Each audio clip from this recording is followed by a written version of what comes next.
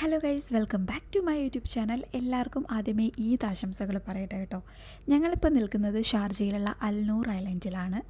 നമുക്ക് ഈ ഒരു ഐലൻഡ് വിസിറ്റ് ചെയ്യാനായിട്ട് ടിക്കറ്റ് കൗണ്ടറാണിത്. അപ്പോൾ നമുക്ക് ഓൺലൈനായിട്ടും ബുക്ക് ചെയ്യാൻ വേണ്ടി പറ്റും. ഞങ്ങളിപ്പോൾ ഡയറക്റ്റ് വന്നിട്ടാണ് ടിക്കറ്റ് എടുക്കുന്നത്. ഇനി ടിക്കറ്റ് ചാർജിനെ കുറിച്ച് പറയുകയാണെങ്കിൽ ഒരാൾക്ക് 50 ദർഹംസ് ആണ്. അപ്പോൾ ടോട്ടൽ ഞങ്ങൾ രണ്ടുപേരും കൂടെ 100 ദർഹംസ് ആണ് ഞങ്ങൾക്കായിട്ടുള്ളത്. ഇതിനകത്ത് തന്നെ ഒരു ബട്ടർഫ്ലൈ ഗാർഡൻ ഉണ്ട്. അതും കൂടെ വിസിറ്റ് ചെയ്യാൻ വേണ്ടിയിട്ടാണ് ഞങ്ങൾക്ക് പെർ പേഴ്സണ് 50 ദർഹംസ് ആയിട്ടുള്ളത്.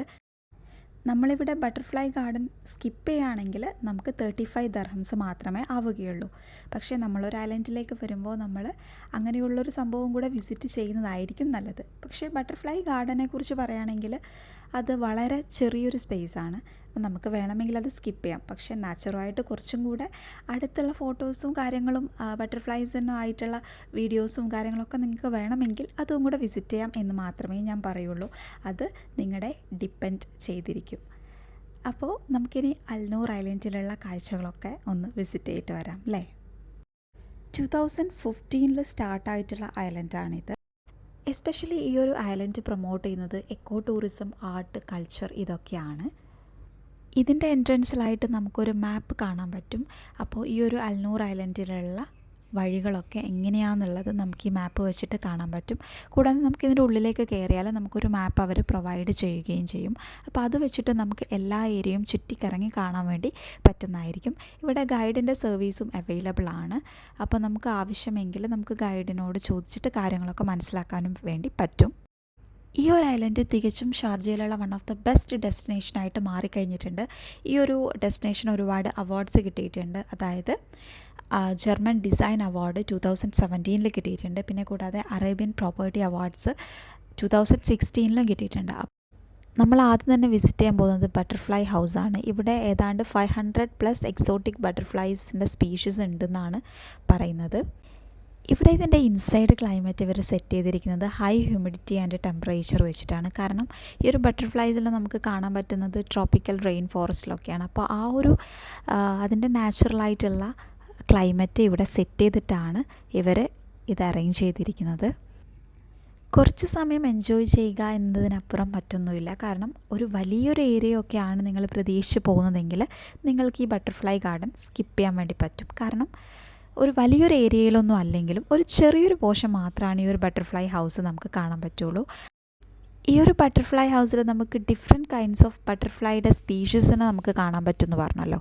അപ്പോൾ അതിൽ ഇവർ ഫേമസ് ആയിട്ടുള്ള കുറച്ച് ഐറ്റംസ് ആണ് തായ്ലൻഡ് ജെയും, ബ്ലൂ ക്ലിപ്പറും, pink rose, emerald swallowtail. ഇതൊക്കെ ഈ ഒരു ബട്ടർഫ്ലൈസിൻ്റെ ഡിഫറെൻ്റ് ആയിട്ടുള്ള സ്പീഷീസാണ്. അപ്പോൾ ഞാൻ ചെറിയ രീതിയിൽ ബട്ടർഫ്ലൈനൊക്കെ കയ്യിലെടുക്കാൻ വേണ്ടി നോക്കി. പക്ഷേ ചില സമയങ്ങളിൽ ചില സ്പീഷീസുകൾ നമുക്ക് നമ്മളോടുകൂടെ ഭയങ്കരമായിട്ട് മിങ്കിൾ ചെയ്യുന്ന പോലെ നമുക്ക് കാണാൻ പറ്റുന്നുണ്ട്. പക്ഷേ ചിലതൊന്നും നമ്മൾ കൈ കാണിക്കുമ്പോഴൊന്നും നമ്മുടെ കയ്യിലേക്കൊന്നും വരുന്നില്ല. പക്ഷേ അവിടെ ആയിട്ട് നമുക്ക് കാണാൻ പറ്റുന്നുണ്ട്. പക്ഷേ എനിക്ക് ഒരു ഡൗട്ട് തോന്നിയതെന്ന് പറഞ്ഞാൽ 500+ സ്പീഷീസ് ഉണ്ടെന്ന് പറയുമ്പോഴും നമുക്ക് കൂടുതലായിട്ടൊന്നും ബട്ടർഫ്ലൈസിനെ എനിക്കിപ്പോൾ കാണാൻ പറ്റിയിട്ടുണ്ടായിരുന്നില്ല. ചിലപ്പം ഓരോ സീസണിനെ ഡിപ്പെൻഡ് ചെയ്തിരിക്കാം. പിന്നെ കൂടാതെ ഇവിടെ ബട്ടർഫ്ലൈ ലൈഫ് സൈക്കിളും നമുക്ക് കാണാൻ പറ്റുന്നുണ്ട്. അതിൻ്റെ caterpillar, pupae and newly emerged butterflies ഇതൊക്കെ ആയിട്ട് ഇങ്ങനെ മാറി വരുന്നതിൻ്റെ ഒരു ലൈഫ് സൈക്കിൾ നമുക്കിവിടെ കാണാൻ പറ്റുന്നുണ്ട്.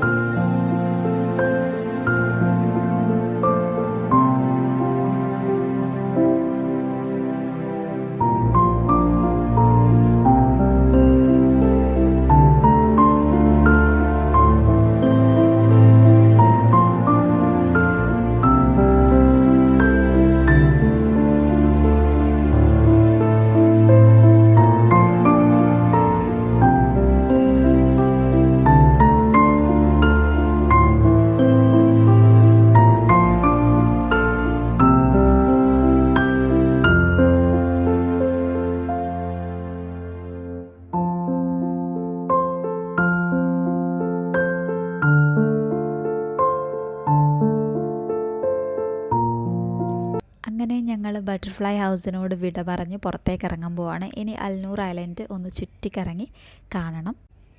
ഇവിടെ പുറത്ത് നമുക്കൊരു റിലാക്സേഷൻ സോണ് കാണാൻ പറ്റും. പിന്നെ ചെറിയ രീതിയിൽ നമുക്ക് ഈ ഒരു ബട്ടർഫ്ലൈ ആയിട്ട് റിലേറ്റഡ് ആയിട്ടുള്ള കുറച്ച് ഫോട്ടോസും അങ്ങനെയുള്ള കുറച്ച് കാര്യങ്ങളൊക്കെ നമുക്ക് വേണമെങ്കിൽ പർച്ചേസ് ചെയ്യാൻ വേണ്ടി പറ്റും.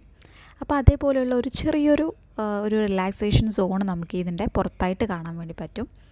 ഈ ഒരു ഐലൻഡിനെ ചുറ്റിയടിച്ച് കാണാൻ ഒരുപാട് സ്പേസ് ഉണ്ട്, ഒരുപാട് ഏരിയ ഉണ്ട്. അപ്പോൾ ഒരു 3.5 കിലോമീറ്റേഴ്സ് വുഡൻ വാക്ക് വേസ് ഉണ്ട്, അവർ സെറ്റ് ചെയ്തിട്ടുണ്ട്. നമുക്ക് അതുവഴി ചുറ്റിയടിച്ച് ഈ ഒരു ഐലൻഡിനെ കംപ്ലീറ്റ് കാണാൻ വേണ്ടി പറ്റും. സ്പെഷ്യാലിറ്റി എന്ന് പറഞ്ഞാൽ ഈ ഒരു നമുക്ക് കാണാം, ഒരുപാട് ട്രീസ് കാണാം. പിന്നെ കൂടാതെ ഡിഫറെൻറ്റ് കൈൻഡ്സ് ഓഫ് ബേർഡ്സ് ഇവിടെ ഉണ്ട്. ഈ ഒരു പ്രൊജക്റ്റ് ഒരു ലെസ് ദാൻ 2 ഇയേഴ്സ് കൊണ്ടാണ് കംപ്ലീറ്റ് ചെയ്തതെന്നാണ് പറയുന്നത്. നമുക്ക് ശരിക്കും അത്ഭുതം തോന്നുന്ന ഒരു കാര്യം എന്ന് പറഞ്ഞാൽ ഈ ഒരു ബേർഡ്സിൻ്റെ സൗണ്ടൊക്കെ നമുക്കൊരു ഈ ഒരു സിറ്റി ലൈഫിൽ നിന്ന് മാറി നിൽക്കുമ്പോൾ നമ്മളിത് കേൾക്കുമ്പോൾ നമുക്ക് കൂടുതൽ റിലാക്സേഷൻ തന്നെയാണ് നമുക്കിവിടെ വരുമ്പോൾ കിട്ടുന്നത്. ഇവിടേക്ക് വരുമ്പോൾ ഈവനിങ് ടൈം ചൂസ് ചെയ്യുന്നതാണ് ഏറ്റവും നല്ലത്. നമുക്ക് റിലാക്സ് ആയിട്ട് വിസിറ്റ് ചെയ്യാൻ വേണ്ടി പറ്റുന്നൊരു ടൈമാണ് ഈവനിങ് ടൈം. നൈറ്റ് ആകുമ്പോൾ ബട്ടർഫ്ലൈ ഹൗസ് വിസിറ്റ് ചെയ്യുന്നതിന് ഡിഫിക്കൽട്ടാണ്, നമുക്ക് ബട്ടർഫ്ലൈസിനൊക്കെ കാണണമല്ലോ. അപ്പോൾ ഏറ്റവും നല്ലത് ഈവനിങ് ടൈം വന്നു കഴിയുമ്പോൾ നമുക്കൊരു നൈറ്റ് ആകുമ്പോൾ തിരിച്ചു പോകുന്ന രീതിയിൽ ഇങ്ങോട്ടേക്ക് വരുന്നതായിരിക്കും നല്ലത്. എസ്പെഷ്യലി നമ്മൾ കിഡ്സിനെയും കൊണ്ട് വരുമ്പോൾ അവർക്ക് എൻജോയ് ചെയ്യുന്ന ഒരുപാട് പ്ലേ ഏരിയ ഇവിടെയുണ്ട്. അപ്പോൾ അതിലൊന്നാണ് ഞാനീ കാണിക്കുന്നത്. അപ്പോൾ ഇവിടെ വരുമ്പം ചെറിയ രീതിയിൽ നമുക്കൊരു ഫിസിക്കൽ ആക്ടിവിറ്റി ചെയ്യാനുള്ള ഒരു സ്പേസ് കൂടെ ആയിട്ട് നമുക്കിത് തോന്നിയിട്ടുണ്ട്. അപ്പോൾ കിഡ്സിനൊക്കെ ഇഷ്ടപ്പെടുന്ന ഒരു ഏരിയ ആയിരിക്കും. പിന്നെ ബേർഡ്സിനൊക്കെ കാണിച്ചു കൊടുക്കാനും നമ്മുടെ ഈ ഒരു ട്രീസിൻ്റെ കാര്യങ്ങളൊക്കെ പറഞ്ഞു കൊടുക്കാനൊക്കെ ഈ ഒരു ഏരിയ നല്ലതായിരിക്കുമെന്ന് എനിക്ക് തോന്നി. ഇതിൻ്റെ വർക്കിംഗ് വരുന്നതെന്ന് പറഞ്ഞാൽ വീക്ക് ഡേയ്സ് ആണെങ്കിൽ 9 AM to 11 PM വരെയാണ്.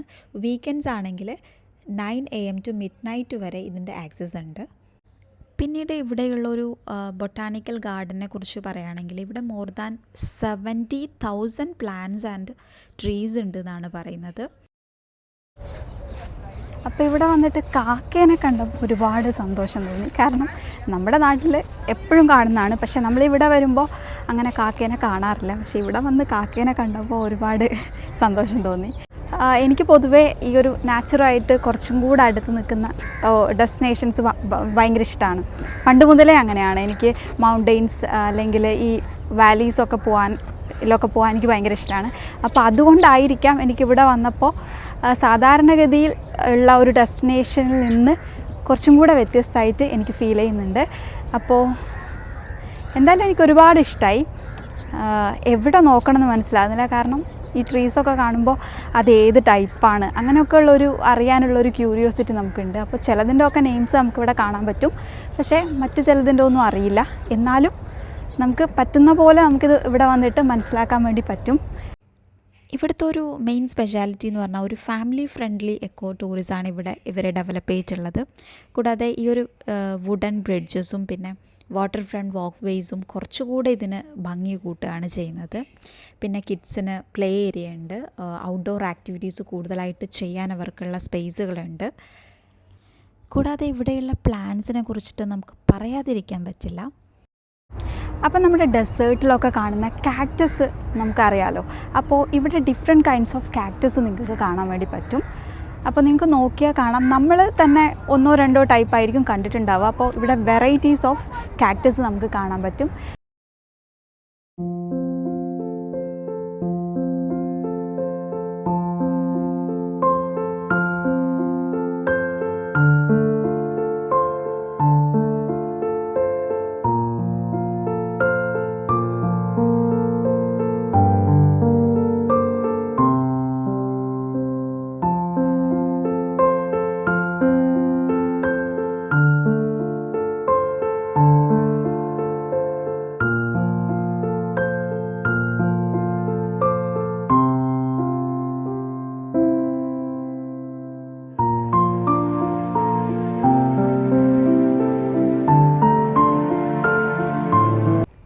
ഇവിടെ അപ്രോക്സിമേറ്റ്ലി 45,470 സ്ക്വയർ മീറ്റേഴ്സ് ഏരിയ ഉണ്ട്.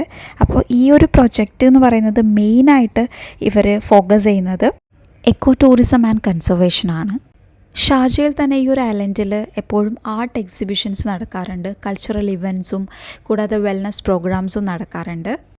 ഓൾറെഡി ഞാൻ പറഞ്ഞിട്ടുണ്ടായിരുന്നു ഈ ഒരു ഡെസ്റ്റിനേഷൻ എന്ന് പറഞ്ഞാൽ റീഡിങ്ങിനും റിലാക്സേഷനും കൂടുതൽ ഇമ്പോർട്ടൻസ് കൊടുക്കുന്ന ഒരു ഡെസ്റ്റിനേഷനാണ്. നമുക്ക് ഷാർജയെക്കുറിച്ച് പറയുകയാണെങ്കിൽ Sharjah was named UNESCO world book capital in 2019. ഈ ഒരു കാര്യം നമുക്കറിയാവുന്നതാണ്. അതുകൊണ്ട് തന്നെ ഈ ഒരു ഡെസ്റ്റിനേഷൻ റീഡിംഗ് ഫ്രണ്ട്ലി തന്നെ ആയിട്ടാണ് ഇവർ സെറ്റ് ചെയ്തിരിക്കുന്നത്.